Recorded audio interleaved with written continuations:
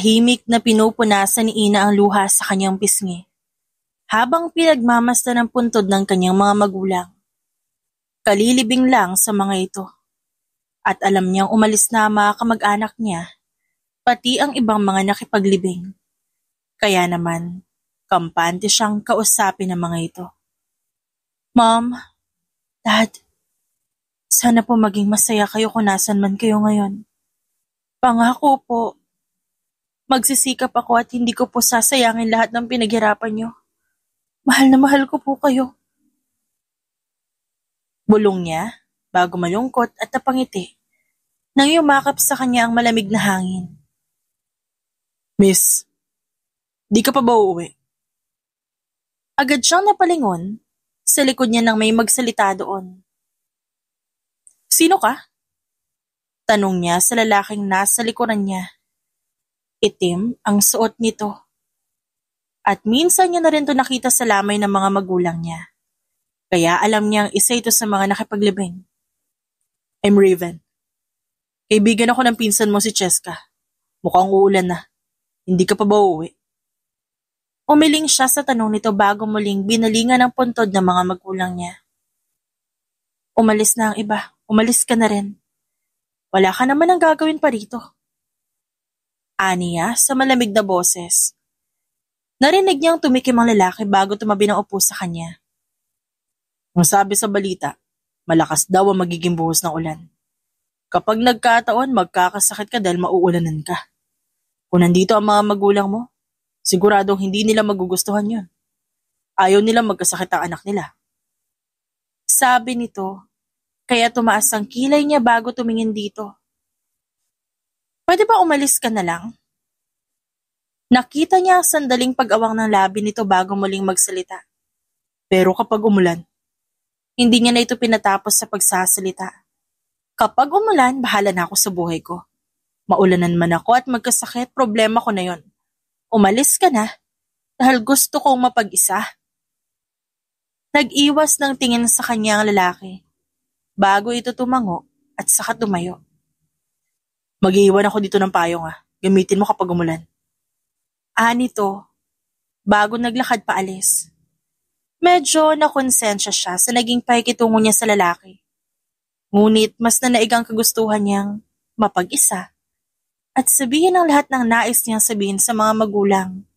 Kaya ipinagsawalang bahala niya ang konsensyang nararamdaman. Sa kabilang banda, mula sa paglalakad, muling sinulyapan ni Raven si Ina. I hope that one day, you'll feel better. Bulong niya sa hangin habang nakatingin sa dalaga. Kilala niya ang babae.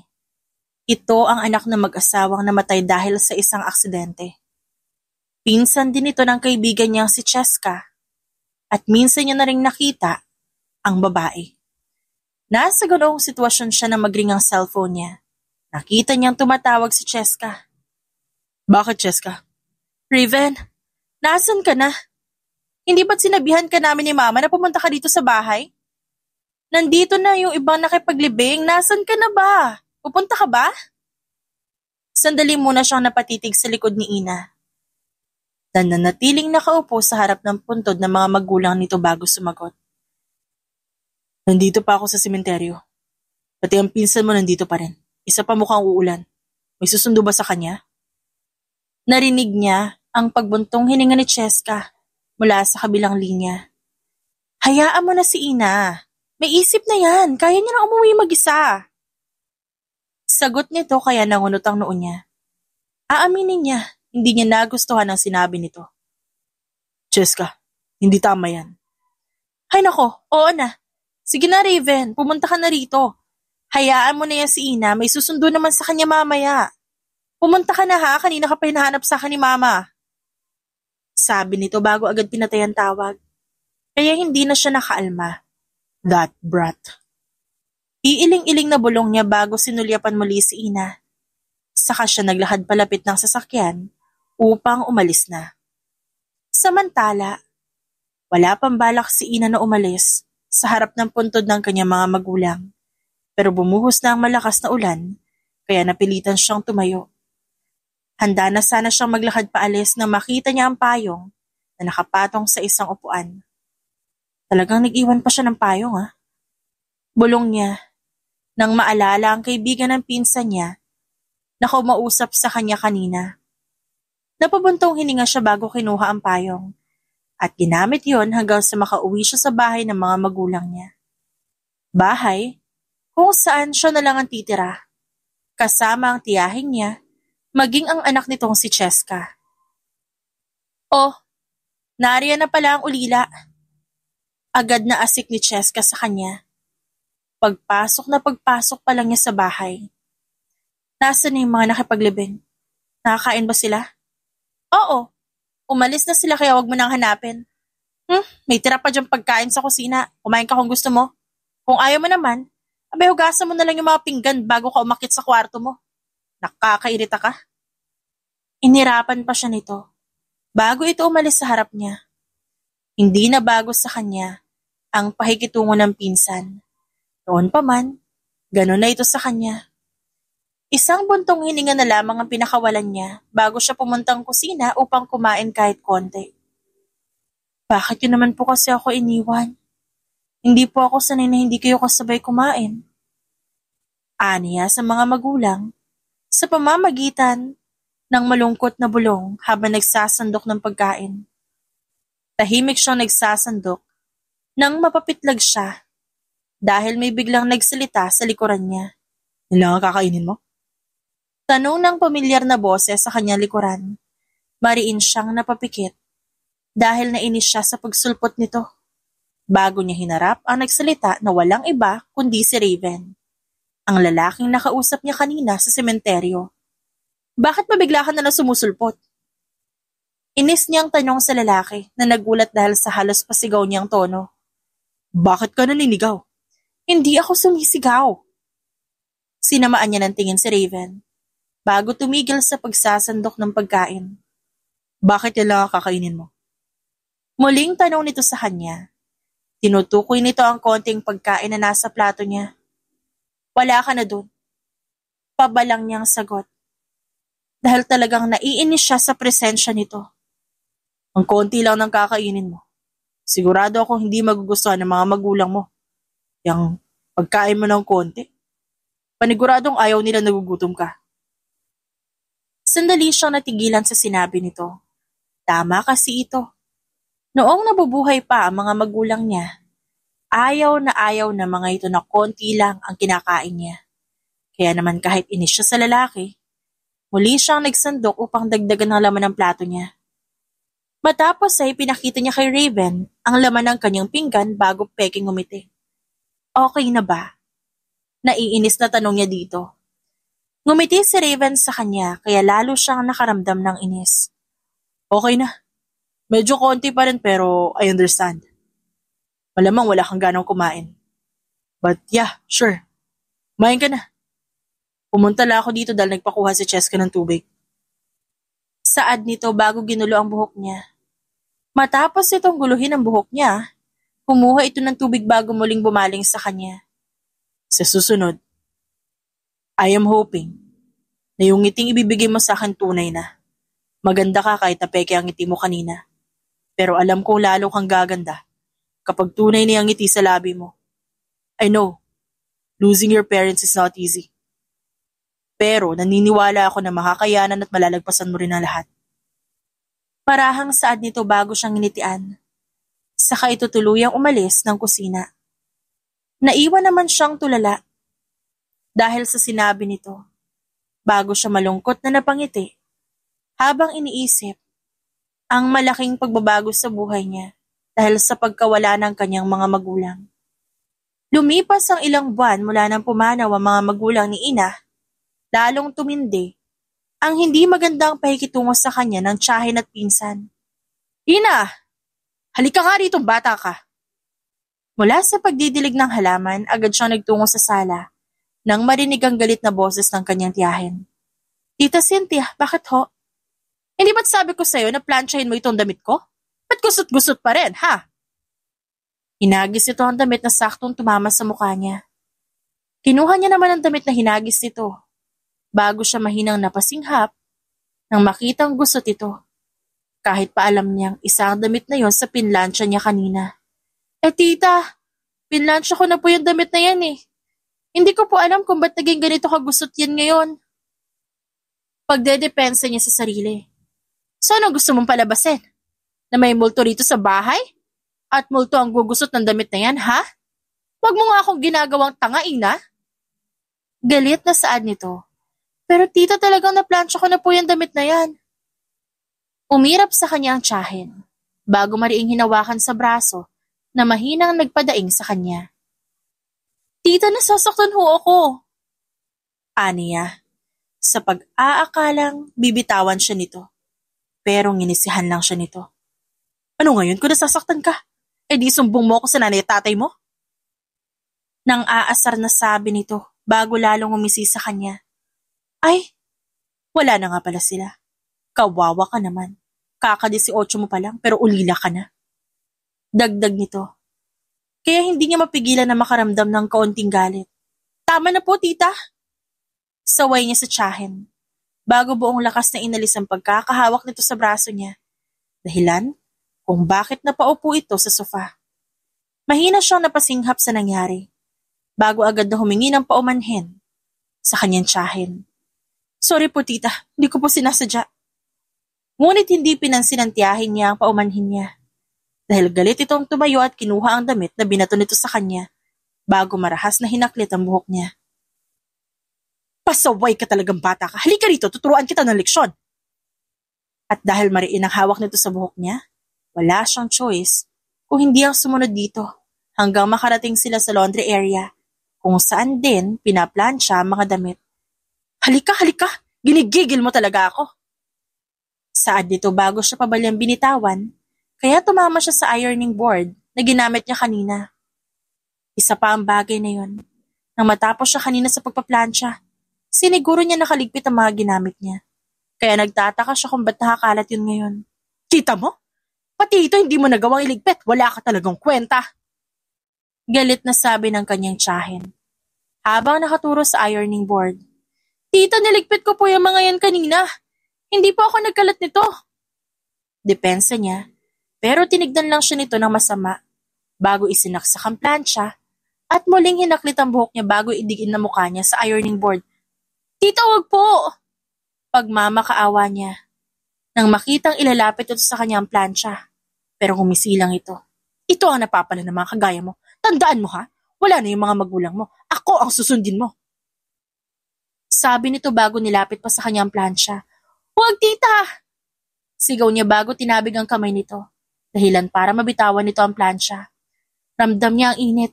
Sandaling lumapat yun sa braso niya pero hindi niya ininda yon. Kasunod noon ang pagsigaw ng tiyahin niya. Nang tignan niya ito, nakita niyang napaupo na pala ito sa sahig. Saktong bumagsak sa hitan nito ang plansya. Tita! Tawag niya rito bago agad itong dinaluhan. Inalis ang plansya sa hita nito. Pwisit ka talagang bata ka! Pasensya na po tita. Huwag mo akong kausapin, ina. Umalis ka sa harapan ko! Sa halip saad nito kaya dali-dali siyang naglakad paalis ng laundry area at nagtungo sa kanyang kwarto. Samantala, lumipas ang isang linggo. Abala si Raven sa pagpipinta ng magring ang cellphone niya at nakita niya si Cheska ang tumatawag. Hey, bakit? Raven, I missed you. Tumili pa ito sa kabilang linya. Kaya, napangisi siya habang pinagpatuloy ang pagpipinta. O, ba't ka tumawag? Raven, Saturday today. Busy ka ba? No? Nagpapaint lang ako, bakit? Ganun ba? Punta ka rito sa bahay, please. Napangiti siya bago nagtanong sa kaibigan. Sure, sa Westlife Subdivision, di ba? Hindi! Ano ka ba, Raven? Dito na kami nakatira sa bahay ng mga magulang ni Ina. Sagot nito, at hindi niya naiwasan na mapangiti nang marinig ang pangalan ni Ina. Hindi niya maintindihan kung bakit sabik agad siyang pumunta sa bahay ng mga ito. Hindi para makita ang kaibigang si Cheska, kundi para makita si Ina. Maya-maya lang, napabalik siya sa wisyo nang marinig ang boses ng kaibigan. Dito kami sa bahay na pinuntahan mo pagkatapos ng libing. Sa Balyasa Village din. Dagdag nito na ang tinutukoy ay isa sa pinakakilalang village sa buong Pilipinas kung saan din siya nakatira. Okay, sige. Mabilis na naman ako makakapunta dyan. Same village na naman pala. Akala ko kasi doon sa dati yung bahay. Sus, hindi na kami babalik sa dati naming bahay. Itong bahay na nila Ina yung bago naming bahay. Mas maganda to para sa isang village na lang tayo nakatira. O sige na, alam mo naman to, di ba? Hihintayin kita ah. Paalam nito, bago binaba ang tawag. Siya naman muling napangiti. Nang muling maalala si Ina. Bago siya agad naghanda upang pumunta sa bahay ng mga ito. Sa kabilang banda, nasa living room, si Ina habang kausap ang matalik niyang kaibigang si Sandra. Dumalaw kasi ito sa kanya kaya inaya niya ito manood ng TV sa sala. Best friend, sorry talaga ha, hindi ako nakapunta sa libing nila tito at tita. Wala kasing ibang magbabantay kay mommy sa ospital that time. Ano ka ba, Sandra? Naiintindihan ko yon. Hindi mo kailangan mag-sorry. Ang mahalaga, nandito tayo ngayon, nanonood. Ito yung paborito nating movie eh. Nakangiting sabi niya bago niyakap ang kaibigan. Saka sila muling bumalik sa panonood. Ilang minuto na silang nanonood nang marinig niya ang boses ng pinsan na may kausap at katawanan. Nasa labas pa ng pinto ang mga ito. Kaya hindi niya makita kung sinong kausap nito. Feel na feel talaga na maldita ang pinsan mo na yan, na dito siya nakatira no. Bulong sa kanya ni Sandra. Mahinang sinigo niya ang kaibigan bago natatawang bumulong. Shh, tumigil ka na. Baka marinig ka ni Tita Cynthia. Sabihan pa no na inaapi natin yung anak niya. Umirap naman ang kaibigan niya kaya muli siyang natawa. Palagi naman biktima yung anak niya sa mata niya. Ewan ko ba? Hayaan mo na. Sabi niya bago sila sabay na napalingon sa main door, nang pumasok doon ang pinsan niya kasama ang lalaking ubod ng pamilyar sa kanya. Walang iba kundi si Raven. At lihim na nahigit niya ang hininga nang magsalubong ang kanilang tingin. Bago siya nitong initian. Hoy, nakita ko yon. Bulong sa kanya ng kaibigan, pero hindi niya yon pinansin. Sinamaan lang niya ng tingin si Raven, bago muling binalik ang atensyon sa panonood. Manood na lang tayo, Sandra. Ani niya sa kaibigan, na nang aasar na bumulong sa kanya. Ang gwapo niya, Ina. Crush mo ba siya? Mukhang may gusto yun sa'yo ah. Kilabutan ka nga sa sinasabi mo, Sandra. Hindi ko yan gusto, no? Isa pa, si Cheska ang girlfriend nun. Kaya manahimik ka. Baka bugahan ka ng apoy ni Cheska. Sabi niya, kahit wala siya ebidensya na magkasintahan nga si Raven at ang pinsan niya. Pero kasi iba yung tingin niya sa'yo eh. Tas nakita ko pa yung titigan niyo kanina. Hihit pa nito kaya sinamaan niya ito ng tingin. Tumawa lang naman si Sandra. Okay, edi hindi mo na gusto. Nangingising sabi ni Sandra bago kumain ng popcorn. Siya naman, pasimpleng tinignan si Raven at ang pinsan niya na nilagpasan sila at nagtungong kusina. Mula sa kinauupuan niya, kita pa rin niya ang kusina kaya malaya niyang napagmamasdan ang ginagawa ng mga ito. Napaasik na lang siya nang makita na ngiting-ngiti ang pinsan niya habang sinusubuan ng lalaki. Akala ko ba hindi mo gusto? Nang aasar na bulong ni Sandra. Kaya mabilis niyang ibinalik ang atensyon sa movie na pinapanood nila. Hindi nga. Sagot niya bago kumain ng popcorn, pero pasimple pa rin sinusulya pa ng pinsan niya at si Raven. Lumipas pa ang ilang araw matapos ang tagpong yun. Mas lalong dumalas ang pagpunta ni Raven sa bahay nila. At sa tuwing pumupunta ito, may pagkakataong nagkakausap sila na nauuwi sa pag-aasaran at pag-aaway. Gaya na lamang ngayon. Pababa siya na hagdan nang makita niya si Raven na prenteng nakaupo sa sofa. Anong ginagawa mo dito? Mataray niyang tanong, lalo na makita niya nakatingin ito sa kanya. In-invite ako dito ng pinsan mo at auntie mo. At saka isasauli ko rin itong Tupperware ni Tita Cynthia. Tumaas na lang ang kilay niya. Sa sagot nito, bago akmang lalampasan nito nang hawakan nito ang braso niya. Ano ba? Gulat na tanong niya sa lalaki.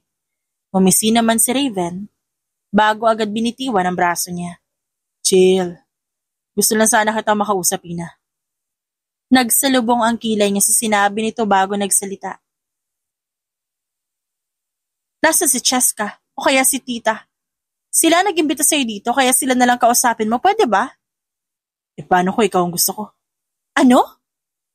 Tanong niya at mukhang natauhan naman ito dahil tumikim ito bago muling nagsalita. Ang sabi ko, paano ko ikaw ang gusto ko makausap? Ayaw kitang kausap, Raven. Tsaka pwede ba? Huwag ka nga masyadong feeling close. Baka mamaya makita tayo ni Cheska isipin nun inaagaw ko yung boyfriend niya.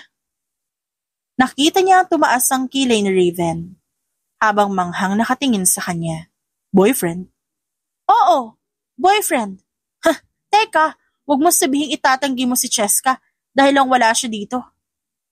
Sabi niya bago akmang lalagpasan muli ang lalaki nang hawakan ulit siya nito sa braso. Ba't ba sungit-sungit mo sa akin? Hindi siya sumagot. Sa halip, walang gana niyang tinitigan nito.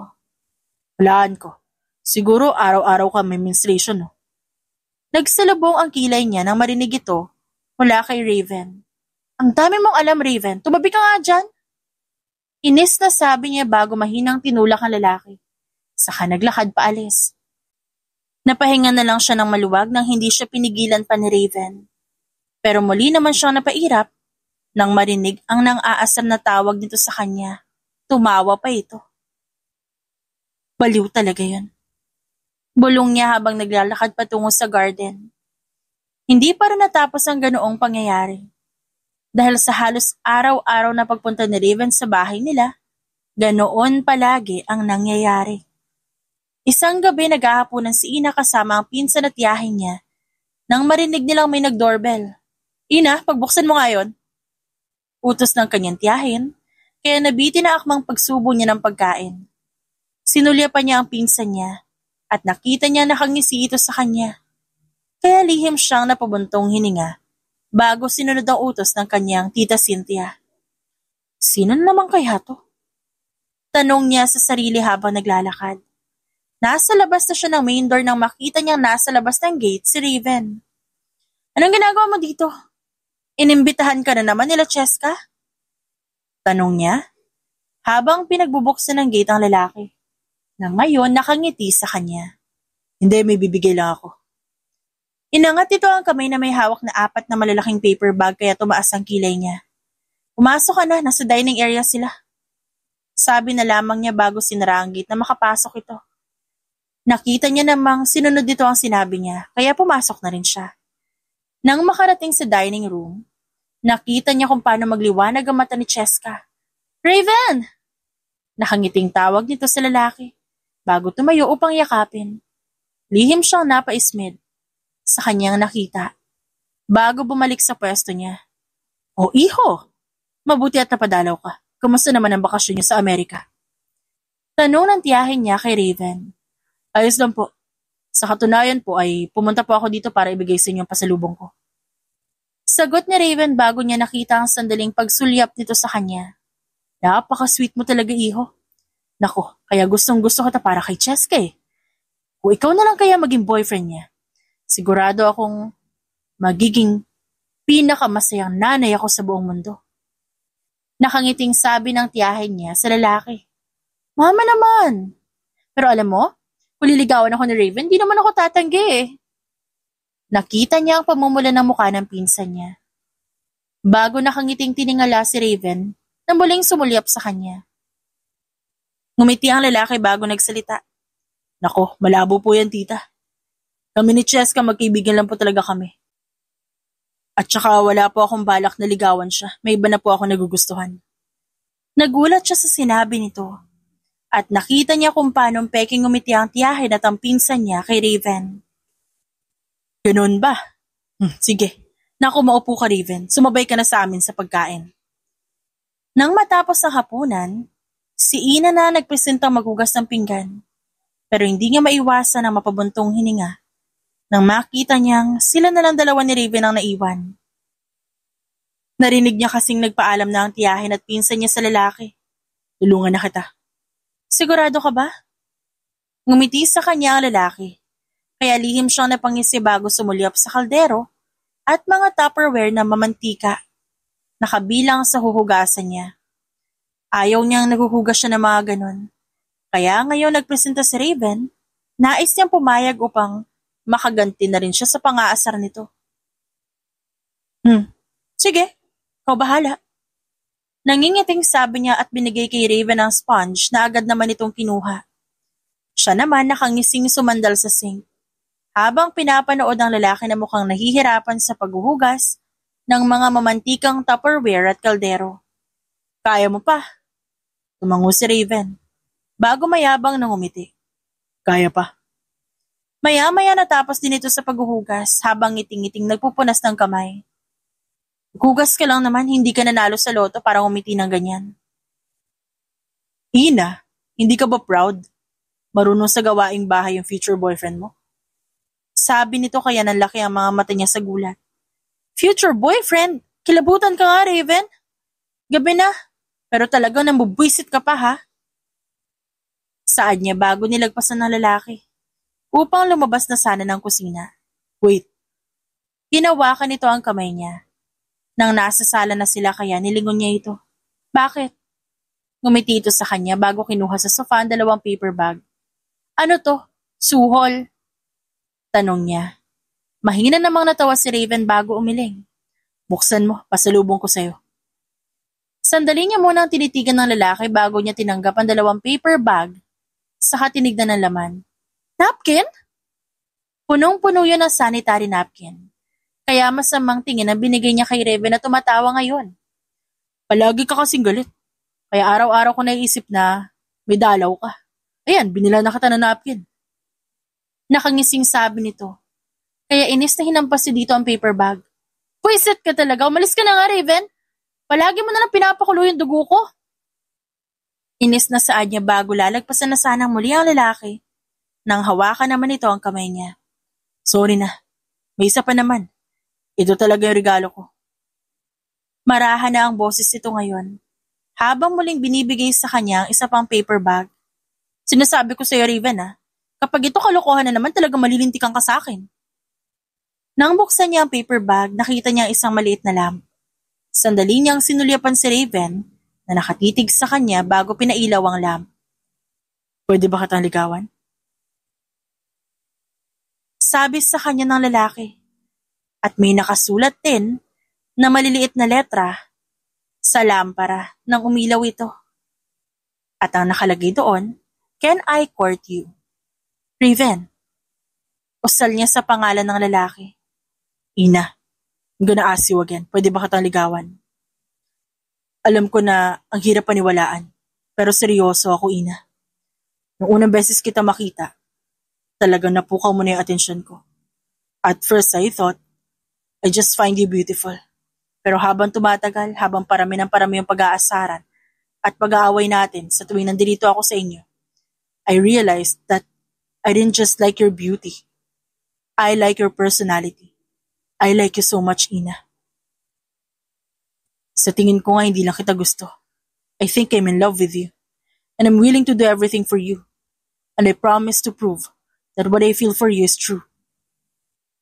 Hindi siya nakapagsalita matapos ang sinabi nito dahil talagang nagulat siya.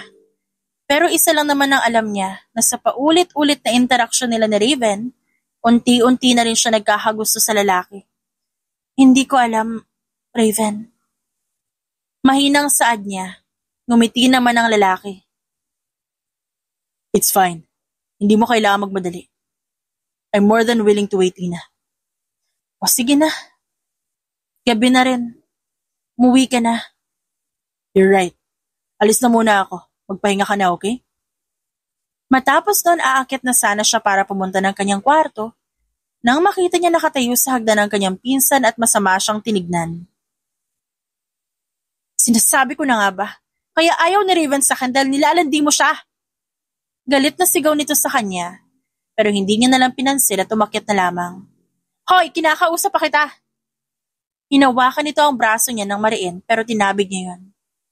Hindi siya pinalaking masamang tao ng mga magulang niya. Pero tinuruan naman siya ng mga ito na lumaban, lalo na kung siya ang nasa tama. Bitiwan mo nga ako!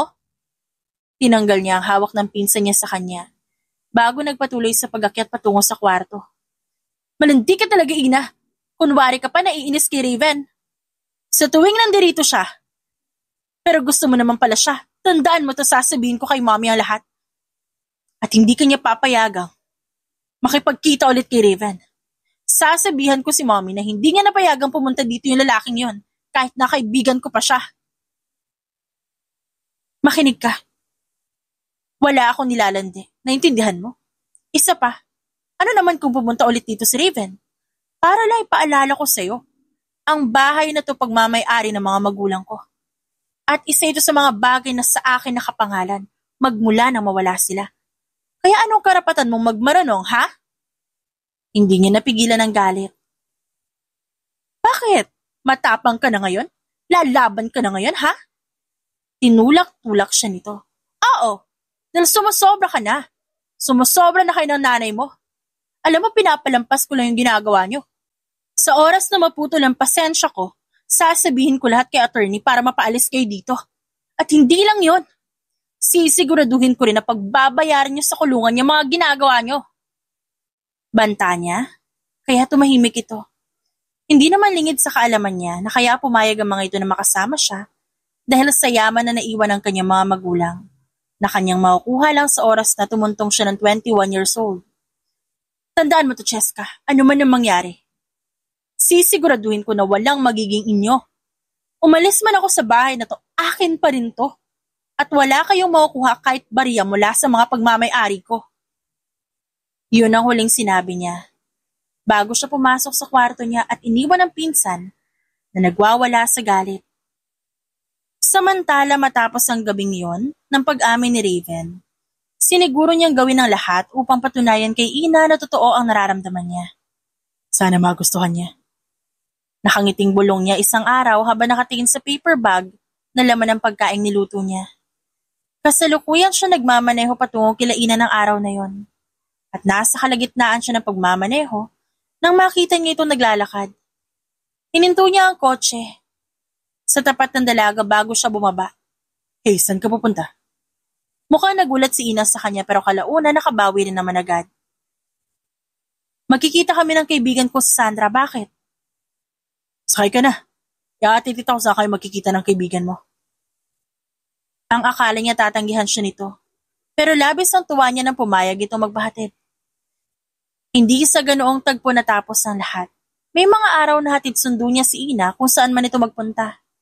Halos araw-araw din niya itong binibisita upang ligawan. Ngunit hindi naging madali ang lahat. Ramdam niya kasi ang naging pag-iwas sa kanya ni Cheska. Matapos niyang aminin dito at sa mami nito na nililigawan nga niya si Ina. Pero hindi niya ininda yon. Dahil mas pinagigihan niya ang panliligaw hanggang sa tuluyan siyang sagutin ni Ina at naging magkasintahan sila. Babe, ilang anak ang gusto mo sa future? Tanong niya kay Ina isang gabi. 3rd month na rin nila at napili nila ipagdiwang yon sa yating pagmamay-ari niya. Doon sila nag-dinner at ngayon nga kasalukuyan siya nakatanaw sa mga bituin sa langit habang nag-uusap. Kahit ilan? Well, na ibigay sa atin, Lord, tatanggapin ko. Ikaw, ilang anak ba ang gusto mo? Napangiti siya sa tanong nito bago sumagot. 5. 5 ang gusto ko, kaya mo ba yun? Di kung 5 ibibigay sa atin, kaya siguro yan. Pagsakay naman ito sa kalokohan niya kaya tumawa siya. Niyakap niya ng mahigpit ang kasintahan. Mahal na mahal kita, Ina. I love you so much more, Raven. Ikaw lang, wala nang iba. Seryoso ang sabi nito bago siya pinatakan ng halik sa labi. Mabilis lang yon, kaya napangiti siya bago muling hinalikan. Ang babae na agad nitong tinugon. Noong una, marahan lang ang kanilang halikan ngunit unti-unting nagiging mapusok hanggang sa tuluyan silang napadpad sa kwarto at inihiga ni Raven sa kama si Ina at doon nagsalo sila sa isang mainit na gabi. Sa kabilang banda, matapos ang gabing yon ramdam ni Ina ang mas lalo pang pag-iingat sa kanya ni Raven. Mas naging maayos din ang relasyon nila. Kahit pakasabay nun ang lalo pang pagsama ng pagtrato sa kanya ng pinsan niya at tiyahin. Ilang beses din na ulit ang nangyari sa kanila ni Raven. Hanggang sa dumating ang isang araw na napag-alaman niyang buntis siya. Magiging magulang na kami ni Raven. Sakto, may usapan kami magkikita ngayon. Sasabihin ko na sa kanya. Aniya bago naghanda upang makipagkita sa kasintahan. Sa kabilang banda, nasa labas ng bahay si Raven upang kitain si Ina nang dumating ang mga magulang niya. Mom, Dad, ano meron? Mag-usap tayo, Raven. Pumasok ka sa loob. Mariing sagot ng mommy niya bago siya nilagpasan. Wala siyang ibang nagawa kundi pumasok muli sa loob. Mom, Dad, ano po ba talaga nangyayari? Hindi ba sa ibang bansa po kayo? Ba't di po kayo nagsabing uuwi kayo? Ikaw, kailan mo ba sasabihin na may girlfriend ka na, ha? Alam mo, Raven, ayos na naman kung magkakaroon ka ng girlfriend. Pero sana yung matino naman. Galit na sabi ng kanyang ina. Kaya napaawa ang labi niya. Sasabihin ko naman po sa inyo. I'm just waiting for the right time, Mom. Wala nang right time, Raven. Break up with that woman. Talaga bang wala ka ng ibang babaeng mahahanap? At kagaya pa niya ang karelasyon mo? Gosh, Raven. Kung di pa ako sinabihan ni Cheska at Cynthia tungkol sa masamang babae na yun, hindi ko pa malalaman. Mabuti pa si Cheska. Sabi ng kanyang ina. Hindi totoo yan. Just so you know, Mom, my girlfriend is much better than Cheska. And no, you can't just tell me to break up with her because I love her. And I'm going to do everything to protect her. Mariing sabi niya, bago maglalakad na sana palabas, nang magsalita ang kanyang ina. Alam mo, kaya kong sirain ang buhay ng babaeng kinababaliwan mo, Raven. Banta nito, na agad namang sinaway ng kanyang ama. Rachel, matanda na ang anak mo. Alam niya na ang tama at mali. Hayaan mo siya. No! Kung di niya hihiwalayan ang babaeng yan, humanda siya. Ako mismo ang sisira sa babaeng yon. Matapos nun, agad ding umalis ang kanyang mga magulang. Ang buong akala niya, yun lang ang mangyayari. Pero maging si Cheska at mommy nito, kinausap niya at sinabihan siyang siya mismo ang magpapahirap kay Ina kung sakali. Mahal na mahal ko si Ina. Bulong niya sa sarili, bago galit na sinuntok ang pader. Nang makapagpasya, mahal niya si Ina. Pero hindi niya kayang makita ang nahihirapan nito dahil mismo sa kanya. Kaya naman kahit masakit, nakipaghiwalay siya dito nung araw din na yon. Sa kabilang banda, galit at sakit ang nararamdaman ni Ina matapos siyang hiwalayan ni Raven sa hindi niya malamang dahilan. Hindi ko man lang nasabi sa kanya magkakaanak kami. Umiiyak na bulong niya habang nasa kwarto. Buntis ka, Ina? Nanlamig siya nang marinig ang boses ng pinsan niya na nakapasok na pala sa kwarto niya. Agad siyang binalot ng takot sa maaari nitong gawin sa kanya lalo na ngayong buntis siya. Sasabihin ko to kay mommy. Sisiguraduhin ko magdurusa ka pati ang pinagbubuntis mo. Banta nito bago umalis sa kwarto niya. Siya naman, agad tinawagan ng kaibigang si Sandra upang humingi ng tulong dito dahil nais niyang tumakas habang wala pa ang kanyang tiyahin. Nandito na kami sa labas, Ina. Halika na, huwag ka na masyadong magdala ng damit. Ang importante, lumabas ka na ngayon. Sinunod niya ang sinabi nito. Lumabas ng kanyang silid at lumabas ng bahay. Sandra! Agad niyang niyakap ang kaibigan na makasakay siya sa kotse nito.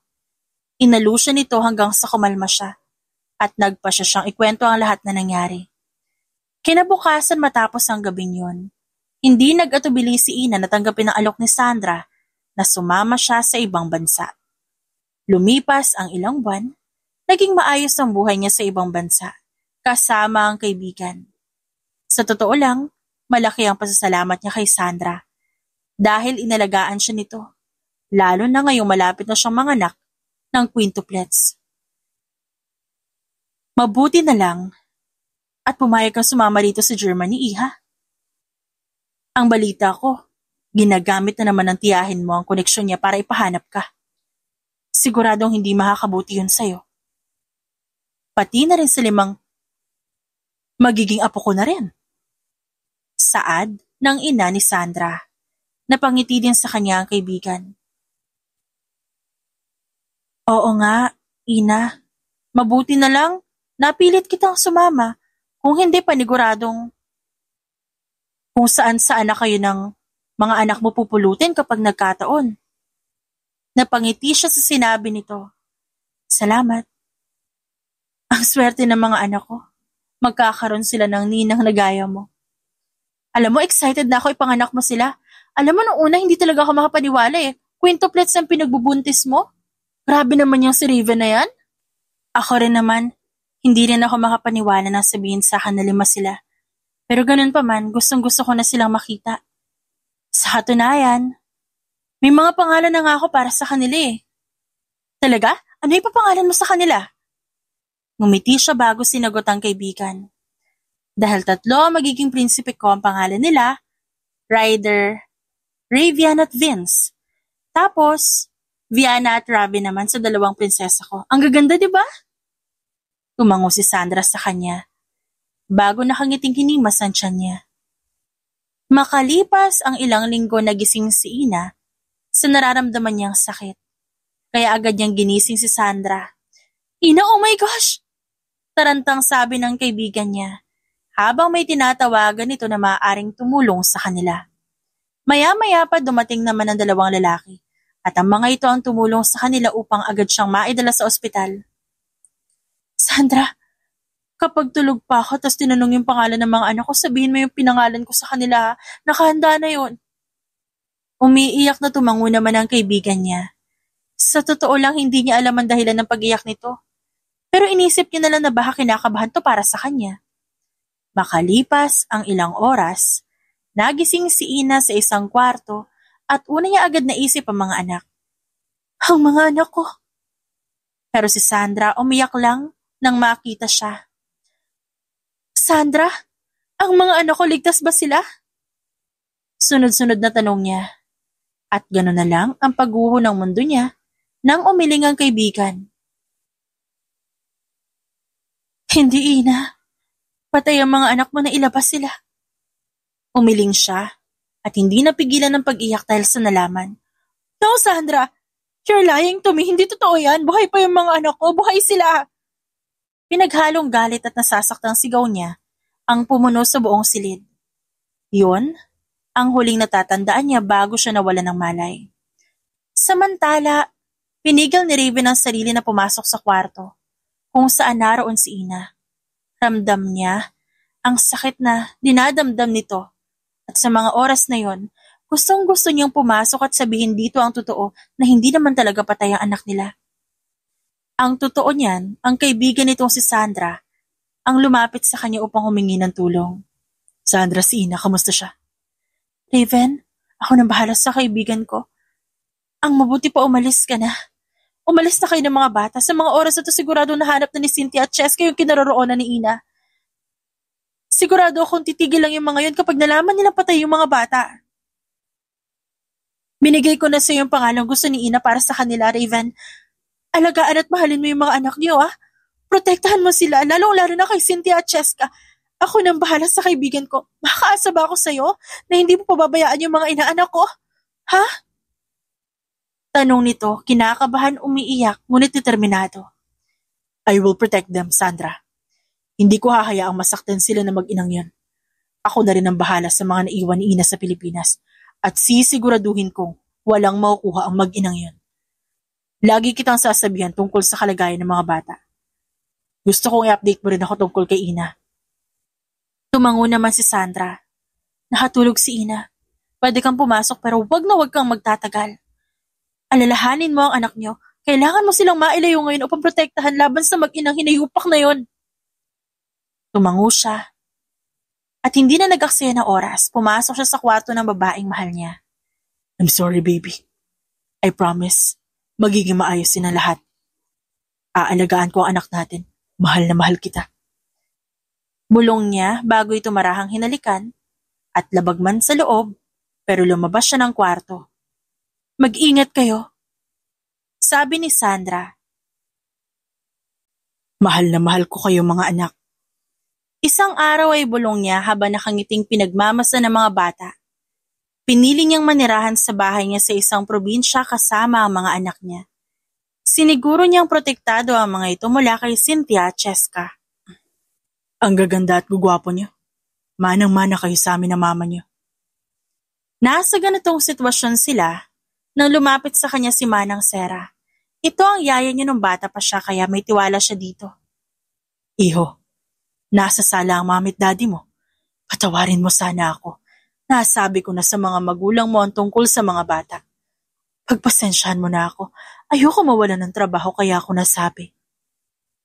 Naiintindihan niya ito. Kaya tumango siya bago tumayo. Ayos lang, Manang. Naintindihan ko ho. Kayo na po muna magbantay sa kanila. Humalik muna siya sa noo ng mga anak bago siya nagpunta ng sala. Raven, totoo ba na may anak ka na at quintuplet sila? Agad na tanong ng kanyang mommy. Hindi niya gustong itanggi ang mga anak. Lalo na ang anak nila ni Ina, kaya mabilis siyang tumango. Talaga naman, masyado mong ginalingan, nakalima agad. Nakangiting sabi ng daddy niya kaya napangiti na rin siya. Sinaway naman agad ng mommy niya ang kanyang ama. Raven, bakit hindi mo ito sinabi sa amin agad? Bakit kailangan ko pambantaan si Manang Sera? Nasisisantihin ko siya bago niya sabihing may inuwi kang mga bata dito. Sino ang ina ng mga bata? Nasaan siya? Ba't ikaw lang nag-aalaga sa kanila? Sunod-sunod na tanong nito sa kanya kaya napabuntong hininga siya. Bago nagpa siyang sabihin ng lahat sa mga magulang niya. Nagkaganito kayo dahil sa mag-inang yon? My gosh, anak. Patawarin mo ko sa nasabi ko noon kay Ina. Masyado ako naniwala sa mga paninira na mag-inang yon. Basta ko na lang hinusgahan si Ina. Paghingi ng paumanhin ng kanyang ina. Kaya marahan siyang umiti at tumango. Hindi madali ang naranasan at mararanasan niyo dahil sa sitwasyon niyo ngayon. Raven, dito ka na muna. Alagaan mo ang mga apo namin. Kami na ang bahala sa mag-inang yon. Ilang minuto pa sila nag-usap bago sila nagtungo sa kwarto ng mga bata. Hindi niya mapigilan ng saya na makitang tanggap ng mga magulang niya ang anak nila ni Ina. At makalipas ng 5 taon, nagising si Raven dahil ramdam niyang may lumulundag sa kamang hinihigaan niya. Papa, wake up! Papa, gutom na kami. Papa, bake some cookies. Dinig niyang paulit-ulit na sabi ng mga anak niya habang lumulundag ang mga ito sa kama. Wala na siya nagawa kundi imulat ang mga mata. Inaantok pa si Papa. Mga anak, please. Di gigisingin ka po namin para hindi ka antukin. Saad naman ni Ryder. Kuya Ryder is right, Papa. Huwag ka na po antukin, please. Cravings namin today is cookies. Si Viana naman yon. Yes, cookies. Papa will bake cookies. Saad ni Ravi, Vince, at Ravian. Napangiti siya sa hakitan ng mga bata bago siya marahang bumangon sa kama. Sige na nga, hindi na inaantok si Papa at magbe-bake na ako ng maraming cookies. Agad nagsigawan ng mga bata sa tuwa. Kinuha niya ang cellphone upang gawin ang palagi nilang ginagawa tuwing umaga. Mga anak, halina kayo. It's time to make a video for your mama. Dahil sa sinabi niya, agad na tumabis sa kanya ang mga bata. At na makita handa ng mga ito, nagsimula na silang mag-video. Hi, Mama! We missed you, Mama! We love you, Mama! Uwi ka na po. Take care! Mama, kain ka madami para healthy ka, ha? Marami pang sinabi ang mga anak niya sa video bago lumabas ang mga ito sa kwarto. Siya naman, malungkot na napangiti bago sinave ang video. Kilala ng mga anak nila si Ina. Sinabi niya sa mga bata ang totoo.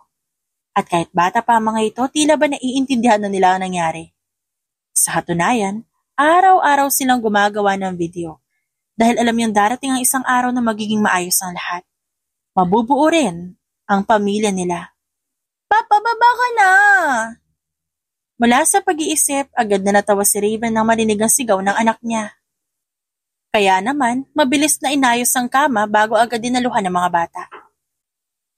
Samantala, isang linggo ang lumipas, isang ngiti ang pinakawalan ni Ina nang makita niya ang sasakyan ng kaibigan na naghihintay sa kanya sa labas ng airport.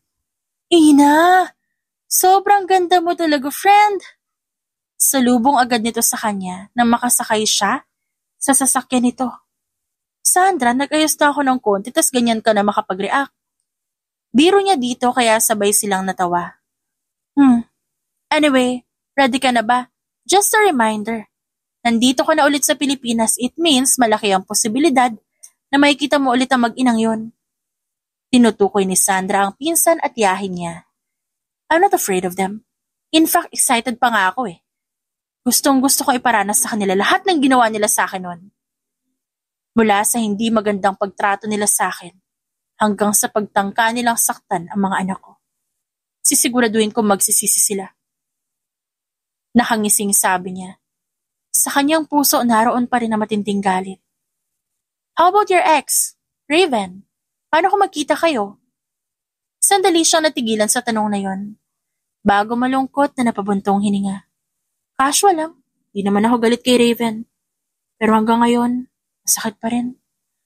Ni hindi ko man lang nagawang sabihin sa kanya yung tungkol sa mga anak namin. Suportado kita dyan, friend. Pero syempre, gagawin mo yan pagkatapos ng 2 linggong bakasyon, okay? Sa ngayon, mag-enjoy ka muna, kaya tara na! Welcome back to the Philippines, Ina! Tipid na lang siyang umiti sa pagiging energetic ng kaibigan.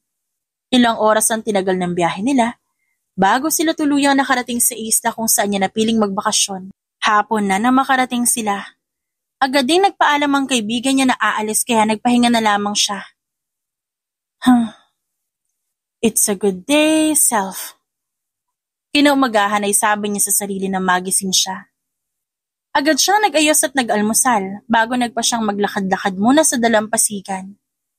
Nasa kalagitnaan siya ng paglalakad nang may batang tumatakbo na nakabunggo sa kanya. Nagulat siya sa nangyari, kaya hindi niya napigilan ang pagtumba. Habang nakayakap siya sa bata upang hindi ito masaktan. Sorry po!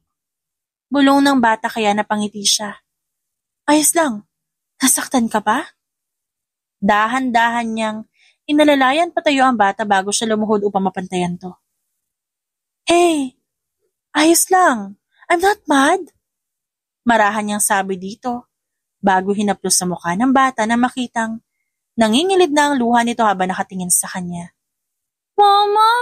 Mama, you're here! I miss you so much, Mama! Nagulat siya nang biglang yakapin siya ng bata. Habang umiiyak ito kaya niyakap niya na rin ito pinatahan. Tahana, huwag ka na umiyak, okay? Abala siya sa pagpapatahan sa bata nang makita niya isang matandang babae kasama ang 4 pang bata papalapit sa pwesto nila. At gaya ng batang yakap niya ngayon, mama rin ang tawag sa kanya ng mga ito. Gulat man siya, nagawa niya pa rin ngumiti at niyakap pabalik ang 5 bata. Nako, kailangan malaman ni Sarito. Rinig niyang bulong ng matanda at maya-maya pa, nagulat siya. Nang mabilis na humiwalay sa kanya 5 bata, bago tumakbo papunta sa likuran niya. Papa! Sabay-sabay muling sabi ng mga ito. Papa, nakita na po namin si Mama. Ganun ang gulat niya nang makita si Raven, ang kanyang dating kasintahan. Papa, thank you po, nandito na si Mama. Papa, complete family na tayo. Saad ng mga bata habang nakayakap kay Raven. Nakasalukuyang nakaluhod sa harapan ng mga ito. Papa? Mga anak mo sila? Sa halip na si Raven, isang batang lalaki ang sumagot. Opo, Mama. Anak niya po kami ni Papa. Nakita niyang mariing napapikit si Raven. Bago sinulyapan ang gilid niya kung saan naroon na matandang babae na kasama kanina ng mga bata. Manang Sarah, paikuha po muna sila. Sumunod naman agad dito sa utos ni Raven hanggang sila na lang ang maiwan. Anak mo ang mga bata. It's nice to see you again. Sa halip ay sabi nito kaya napairap siya. Tumango si Raven habang nakatitig sa kanya. Yes, at hindi ako higi ng tawa dahil sa tinawag nila sa'yo. Sagot nito kaya nagtaka siya at nakaramdam ng inis sa lalaki. Ano? Nababaliw ka na ba? Hindi mo ba sasawayin yung mga anak mo? Raven, alam ko may pass tayo, pero sana naman respetuhin mo yung ina ng mga anak mo. Nire-respeto ko ang ina ng mga anak ko. Ano nakakatawa? Bakit kang umingiti? Raven, magseryoso ka naman, ex mo lang ako, okay? Hindi mo pwedeng hayaan na tawagin nila ako mama. Hindi naman yung totoo, naiintindihan mo ba? Can you do me a favor, Ina? What favor? Pwede bang hayaan mo silang tawagin kang mama? Pwede ba kung iimbitahan ka nila sa kung saan pumayag ka? At bakit? Anong rason? Plano namin magbakasyon dito sa loob ng 2 linggo. And I'm pretty sure that they're going to convince you to be with us. Please, sana pagbigyan mo sila. And I promise sasabihin ko lahat sa'yo. Sandali siyang nag-isip, bago nagpa siyang tumango bilang pagpayag. Alright, sige. Total may sasabihin din ako sa'yo. Saad niya dahil balak niyang aminin din dito ang tungkol sa mga anak nila. Thank you so much, Ina. Hindi niya magawang suklian ang ngiti nito kaya tumango na lamang siya bago nagpaalam na babalik na siya sa kwarto niya. Makalipas ang 1 linggo, hindi naman naging mahirap kay Ina ang makasama ang mga bata. Lalo na dahil kapangalan pa ng mga ito ang anak niya. Dahilan kung bakit napamahal na rin siya sa mga ito. Isang araw, abala sa paglangoy si Ina nang mapansin niyang palapit sa kanya si Raven kasama ang mga anak nito. Sumigaw ang mga bata nang makita siya. Napangiti siya bago nagpa siyang umahon at salubungin ang mga ito. Mama, ang ganda mo po! Saad ni Ravi. Napangiti siya bago hinaplos ang buhok nito. You're pretty too. Mama, tara po eat na tayo. Maya-maya anyaya sa kanya ng mga bata. Kaya tumango siya at nagpatianod sa mga ito. Hanggang sa makarating sila sa isang cottage. Nang makarating sila uupo na sana siya. Nang maramdaman niyang may naglagay ng tuwalya sa balikat. Put this on, Ina. Malapit na ako makasapak ng tao. Huwag kang hamba sa golero, nandito yung mga anak mo. Ba't kasi ganyan ang suot mo? Tukoy nito sa swimsuit niya.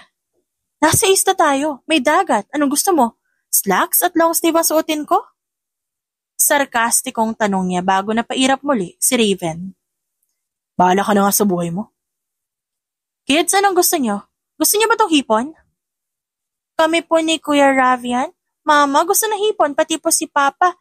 Pero si Viana, Ravi at Ryder po, allergic sila sa shrimp. Nako, pare-pareho pala kami.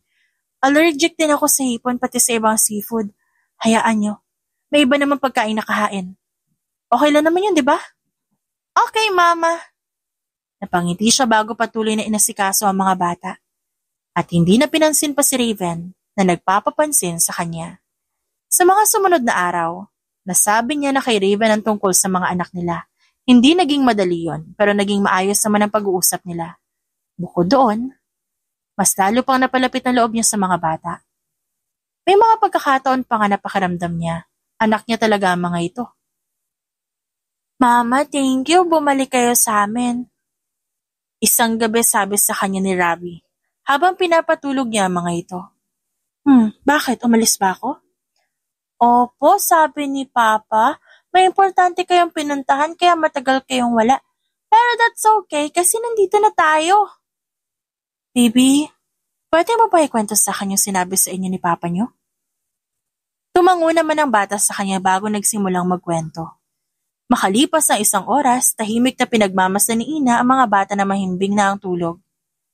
Hindi niya napigilang mapaisip sa kwento ng mga bata. Bukod doon, sigurado din naman siyang hindi nagsisinungaling ang mga ito. Dahil maging ang tiyahin at pinsan niya, kilala ng mga ito. Ina. Napabaling siya sa pinto ng kwarto nang makita niya ron si Raven. Hatulog na sila. Tumayo siya nang makitang lumapit si Raven sa mga bata upang halikan ng mga ito sa noo. Raven, pwede ba tayo mag-usap? Tumango naman sa kanya ang lalaki bago siya sinenyasan na sa labas sila mag-usap. Raven, may kinwento sa akin yung mga bata. Panimula niya na makalabas sila. Sa kabilang banda, napabuntong hininga si Raven bago magsalita. Totoo lahat ng sinabi nila. Totoong sila ang anak natin. Napasinghap siya sa nalaman. Anong ibig mo sabihin? Raven, napag-usapan na natin yung mga anak natin, di ba? Wala na sila. Kaya paano mangyayari yung sinabi mo? Naguguluhang tanong nito. Kaya nagpa siya siyang sabihin na dito ang buong katotohanan. Si Sandra? Siya ang humingi ng tulong mo? Para mailayo mo yung anak natin?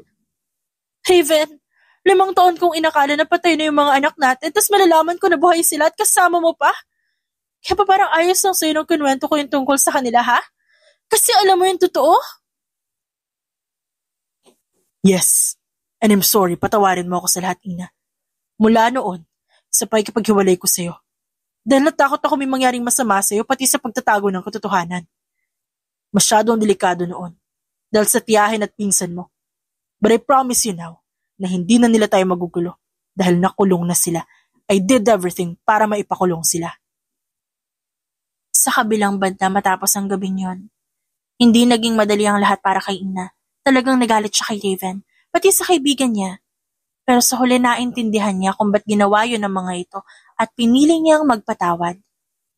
Tapos na ang 2 linggong bakasyon, pero hindi na putol ang ugnayan niya sa mga bata.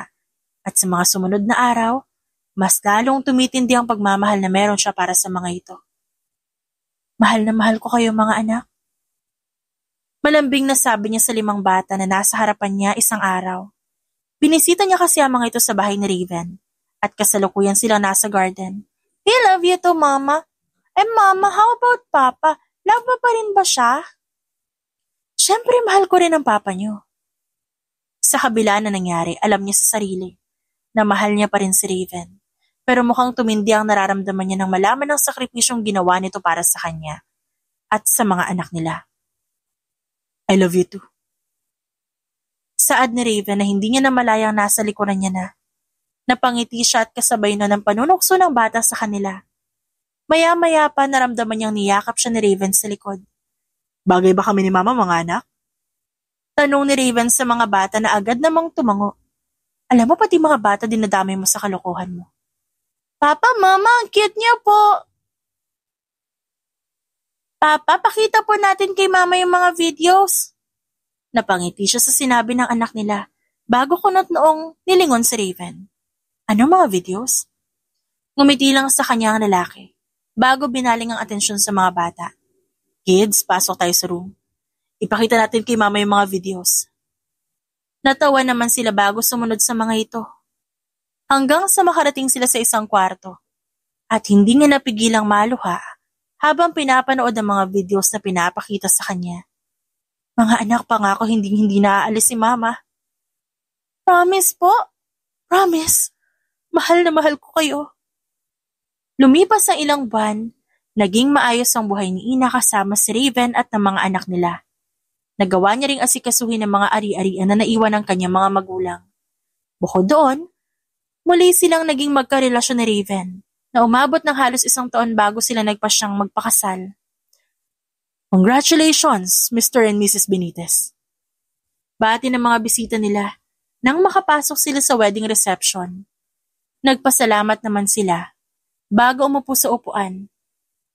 Agad namang lumapit sa kanila ang mga anak na nakangiting yumakap. Kasunod ang kanilang mga magulang. Congratulations, Mama and Papa! Congratulations, anak. Ina. Salamat po sa inyo. Salamat po sa lahat. I should be the one thanking you. Saad ng ina ni Raven. Salamat din mga anak ha. Kamusta naman kayo? Hindi ba kayo pagod? No po. Happy kami kasi married na kayo and complete family na po talaga tayo. Tama. Kompleto na tayo. Hindi na tayo magkakahiwalay, promise yan. Matapos ang ilang buwan ng kanilang kasal, ramdam ni Ina ang labis na pagmamahal at pag-aalaga ni Raven. Babe, rise and shine. Nasa baba na mga bata, breakfast na tayo. Panggigising sa kanya ni Raven isang umaga. Kaya mo bang tumayo? Pilyong tanong nito. Siyempre naman, ang tingin mo sa baldado. Sa tingin ko, hindi malabo yan dahil sa ginawa natin kagabi. Nag-init ang kanyang pisngi sa sinabi nito. Raven, magtigil ka nga ang aga-aga. Maninig ka ng mga bata ha. Tumawa lang ang asawa niya sa kanya. Bago agad siyang binuhat ng pa-bridal style, kaya hindi niya naiwasan ng mapatili. Loko ka talaga. Sa paglipas ng mga araw, linggo, buwan at taon, ipinagpapasalamat ni Ina ang pagiging maayos nila ng asawa niya sa lahat ng bagay. May mga pagkakataon na hindi rin sila nagkakaintindihan, ngunit sinisiguro ni Raven na hindi magtatagal ang kanilang away. Bukod doon bilang mag-asawa at magulang sa anak nila, siniguro nilang mabibigyan ng mga ito ng pantay-pantay na atensyon at pagmamahal. Ang istorya ng mga pinagdaanan ni Raven at Ina ay hindi perpekto, ngunit ginagawa nila ang lahat ng kanilang makakaya upang maging maganda ang pagsasama nila at upang maging mabuting halimbawa sa kanilang mga anak. The End.